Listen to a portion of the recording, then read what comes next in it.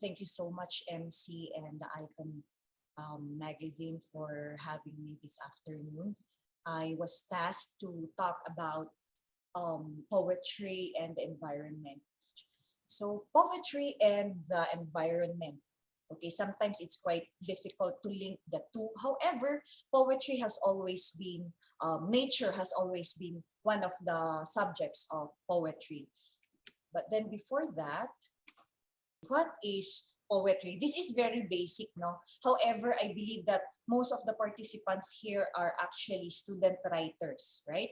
Budding writers. Therefore, before we write poetry, I think it is good to know what it is. Although, if you can feel poetry, at most, you already know what poetry is, right? So it's because we feel poetry more than we define it. However, for the sake of knowing what poetry is, let's take a look at this. Okay, so poetry is confusing. I believe that many agree with this because in your poetry classes, if it's not confusing, it is not poetry. So if you're going to read Shakespearean poems, it's confusing. And then after reading, you would say, ano daw, right? So is poetry really confusing? Okay, let's see later if it is really confusing. Okay, is it corny? Okay. You would often hear people say, oh, you're speaking your language again. You're being corny again. But then Vladimir said that all poetry is a journey into the unknown. So it's not actually just being corny. It's just that you have something in you and you are going towards that journey to the unknown. No? And not all people uh, have that um, have that energy, have that kind of mind to travel to the unknown. And we can actually do that through poetry. And then many would say that it is weird. Okay, so perhaps no person can be a poet or can even enjoy poetry without a certain unsoundness of the mind. So if you're a poet, for sure you're a little bit weird. Okay, because poetry is for the perfectly not normal, not regular mind. You need to have that little absurdity in order to become a poet or even to appreciate poetry. Okay, dapat may little unsoundness. Hindi pwedeng 100% normal ka if you would really want to write poetry or to understand and appreciate poetry. Okay, another by Arthur Rambeau, he said, I say one must be a seer, make oneself see. The poet makes himself a seer by an immense, long, deliberate disordering of the senses. Okay, so again, in poetry, you have to have a little bit disordering of your senses. Hindi pwedeng regular, hindi pwedeng normal, hindi pwedeng straight. Dapat may konting queerness. Okay? Or else, what you will be writing will not be poetic. It will just be plain narrative or plain scientific paper, okay? Because in poetry, you have to have that little disordering of your senses, okay? So if in plain writing, it's black and white, in poetry, it's rainbow color, okay? Yan. So that's the beauty of poetry. You go beyond what is regular. It's non-linear. It's always different. Okay, it's always different. It's always queer. It's always weird. Okay, that makes it confusing. Okay, for people. Yan. Okay, ito, no? Boring. Okay. During poetry classes, many would have this face. Okay, the yawning face if it's poetry. No, however, according to Umberto Eco, he said, I would define the poetic effect as the capacity that a text displays for continuing to generate different readings without ever being completely consumed. So if that's the case, how can poetry be boring if one reading, two readings, three readings cannot even consume it, right? You cannot consume one literary work, one poem, no, in just one reading. So how did it become boring? Okay, and we have to consider the multiplicity of meanings. Okay, the multiplicity of meanings. One reader might read it differently from how the other reads it. Okay, so how did it become boring if that's the case? Right? Okay. So poetry is actually never boring. According to Sitwell, it is unseeing to ask what is the use of poetry, as it would be the ask what it is the use of religion. Okay, can you imagine that? Comparing the importance of poetry to the importance of religion. Like, kung tinanong mo daw kung ano yung gamit ng poetry, it's like you are also questioning the use of religion. Poetry is never useless. Okay, so from the ancient times, even during the times when people didn't have their forms of writing, they are already using poetry. Okay, when they when they sing their chants, that's poetry. When they pray to their God, that is poetry. Okay, so it's never useless. Okay, okay. Is poetry highbrow? Is it just for intelligent people? Is it just for the poetry or literature majors?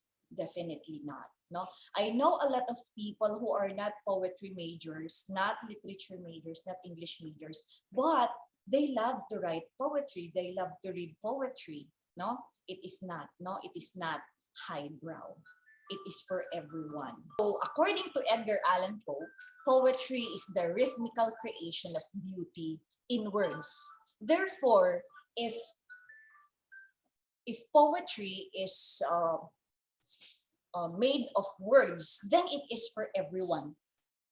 Because we make use of words as our means of communication, diba? Therefore, if words is for everyone, then poetry is for everyone as well. So it is not highbrow.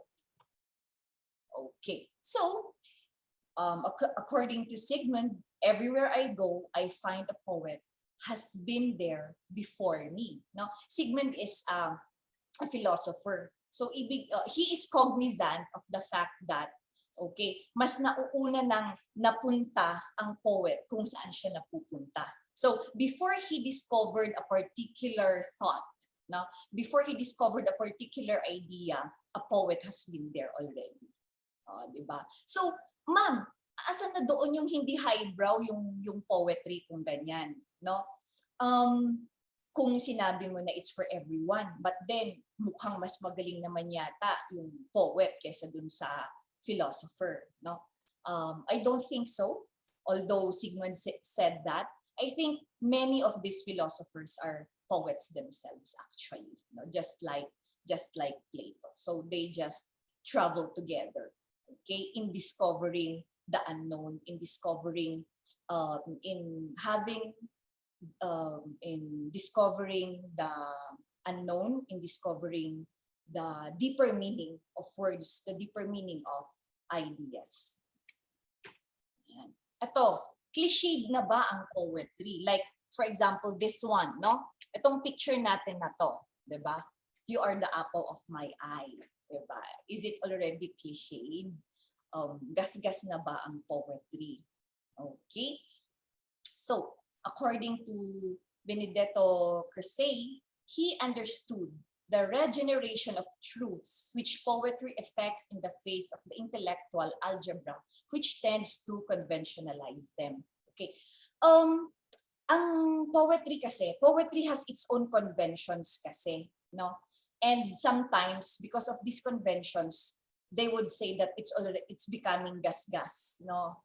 It's too rigid, and then you have to follow these conventions. However, we thank the people who invented free verse, no?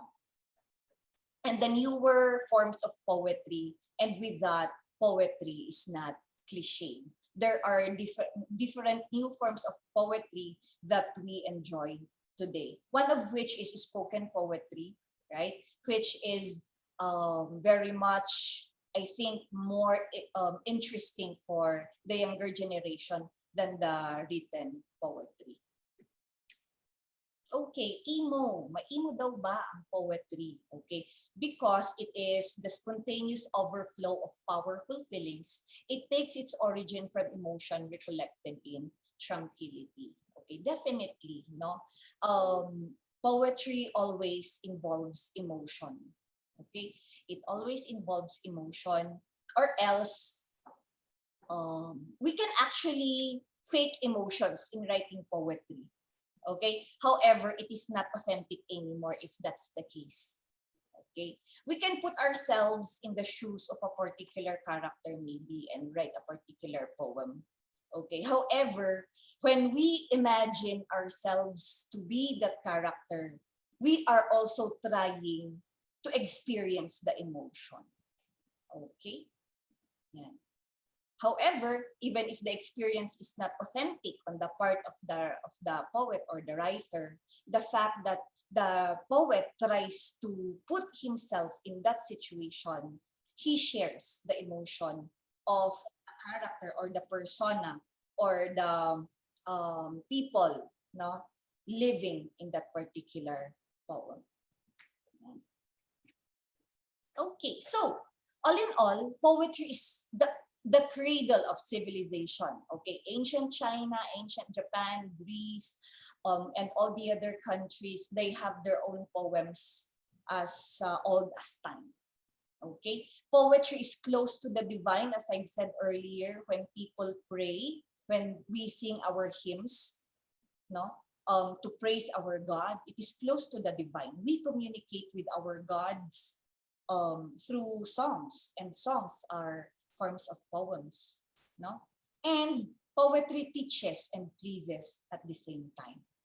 Okay, it's because of the musicality of poetry. It pleases us, the sing song, the rising and falling of the voice when we recite poems. The beauty of words used in poems pleases us. The imagery painted by these poems pleases us as well.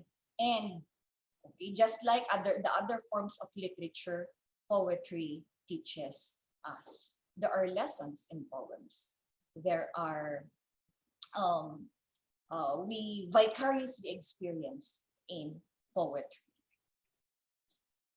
Okay, so I also want this definition of poetry when they said that it is a well-chosen anthology, and it is a complete dispensary of medicine for the more common mental disorders and may be used as much for prevention as cure. Diba? Like many people, I know many people who wants to write poems because it is their way of expressing how they feel. When they are feeling blue, they write poems. When they are happy, they write poems. No, instead of just staring blankly, thinking of nothing, they put their energy in writing poems, and with that, no, they were able to express how they feel, and at the same time, they have their product, right? Their poems. Okay, it is a dispensary of medicine for the common mental disorders. Of course, I am not mocking, or I'm not making this a joking thing, not the mental disorders thing, but rather we take care of ourselves by writing poems. No, we recognize, no, we recognize our emotions in our poems, and we address how we feel when we write about our emotions. And in that way, I think, no, that is actually healthy on the part of the writer or the poet. And it says here, it prevents more than curing. So before you go to that dark spot of depression or whatever, okay, you were able to prevent it because you were able to vent through your writing. Okay. Yan. So it is the highest form of expression because poetry is a kind of language that says more and says it more intensely than does ordinary language. Okay. So when you say I love you, that's ordinary language, no? But when you say you are my sun, ikaw ang aking araw, in Filipino. So it's more intense than ordinary language. Ibig sabihin, sa'yo umiikot ang aking mundo, di ba? Than just by saying I love you. That is cliche, right? So it says more intensely than the ordinary language. Okay, so therefore poetry is everywhere, for everyone, for every significant moment of life. No? In our life, we are surrounded by poems. We write poems in the different stages, significant stages in our lives. Okay, so why poetry of all the genre? No, according to Aristotle, poetry is something more philosophical and more worthy of serious attention than history. Okay, I'm sorry sa mga historians natin, no? But that is according to Aristotle, not according to me. No, I think it's because it confronts the emotions na hindi kino-confront ng history. Kasi for history, it's just the facts. Okay, all you have to do is to lay down the facts. No, but for poetry, the emotions are included. That's why sometimes it's easier to read poems than history books, di ba? Because of the emotions that comes with it. Okay, ito. Out of the quarrel with others, we make rhetoric. But out of the quarrel with ourselves, we make poetry. Di ba? When you write poems, ang kaaway mo, yung sarili mo. Okay? Ayan. Okay. Ito, this is actually a hyperbole, but I like it. No? I believe the souls of 500 Sir Isaac Newtons would go to the making up of a Shakespeare or Milton. Sorry sa mga science, no? But then, okay, this is according to Samuel Taylor. Okay, so 500 Isaac Newtons is equal to 1 Shakespeare or 1 Milton now. Okay, so it's a hyperbole. No? Okay. So to define poetry, it's I have here a poem by our very own Jose Garcia Villa. No, in this sonnet, he defined poetry. No, let me just read this to you. Now, first, a poem must be magical, then musical as a seagull. It must be a brightness moving and hold secret a bird's flowering. It must be slender as a bell, and it must hold fire as well. It must have the wisdom of bows, and it must kneel like a rose. It must be able to hear the luminance of dove and deer. It must be able to hide what it seeks like a bride. And overall, I would like to hover, God smiling from the poem's cover. So, Jose Garcia Villa defined what good poem is in this poem, in this sonnet. No, he talked about the magic in poetry, the musicality of poetry, the form of poetry. When he said it should be slender as a bell, it should have the form. It must hold fire as well. There should be an emotion that comes with it. There should be wisdom in poetry, when he said that the wisdom of bows, and must kneel like a rose. A poem should be humble. Okay, and it must be able to hear the luminance of dove and deer. A poem should be able to hear what is not heard by the ears but heard by the heart. Okay, but overall he said, God smiling from the poem's cover. Okay, so our very own Jose Garcia Villa acknowledged the importance of God in poetry.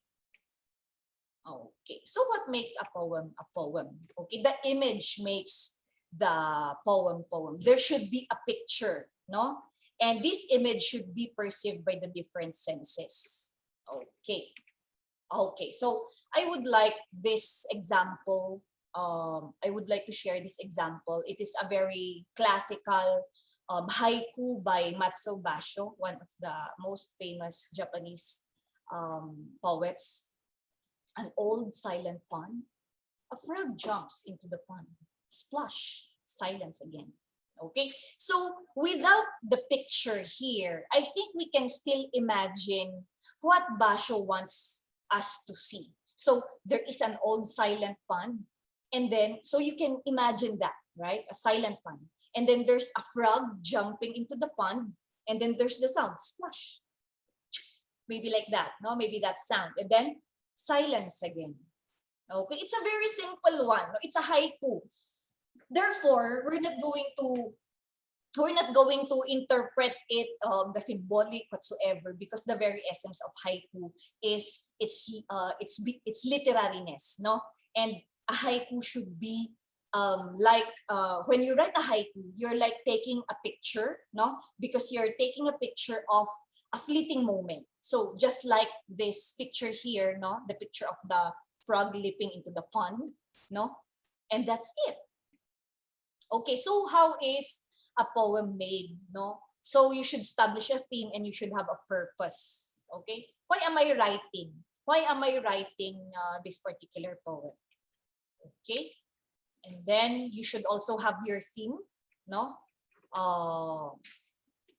And then once you have chosen your topic, you will need to brainstorm your ideas. You will need to create an idea web to capture your thoughts. On your paper, create a diagram. Ganyan. Now, so we have here the big idea, and then you have the images, the pictures that you can imagine. You also have to write your personal experience, your feelings and emotions. You should also have a stack of descriptive words, and then things that relate or compare to your theme.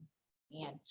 But then personally, I don't do this when I write. I just write, and then I just let things take shape, sabi ni Tino.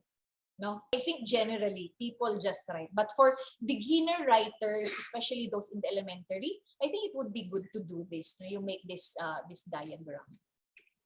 Okay, and then you should have a purpose. No, why am I writing? No, am I writing to persuade, entertain, or inform, or I'm writing for this three all at the same time?